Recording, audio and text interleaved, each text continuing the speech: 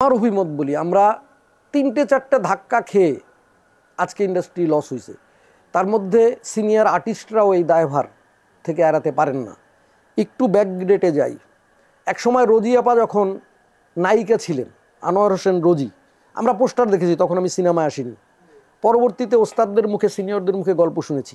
পোস্টারে রোজি আপা শুধু একটা বাচ্চা কোলে করে দাঁড়িয়ে আছে, আর আনোয়ার হোসেন ছোট একটা জায়গায়। তাদের রেমুনেশন তখন 30,000 টাকা করে। রাজ্জাক সাহেব কবরী ম্যাডাম, এনাদের 10,000 টাকা। নাচ গানের জন্য, প্রেম করার জন্য একটা আর্টিস্ট দরকার, রাজ্জাক সাহেব কবরী শাবানা। বাট গল্পের মূল সেন্ট্রাল হলো রোজি, সামাদ, আনোয়ার হোসেন। ভিলেনকে আমাদের মোস্তফা ভাই, মেহফুজ ভাই, এরকম সিনিয়র, তাদেরকে মোস্তফা ভাইকে পেয়েছি আমি এসে। তো এদের কিন্তু পার্টিকুলারলি একটা দর্শক তৈরি হয়ে গেছে, প্রজন্ম থেকে প্রজন্ম ছিল।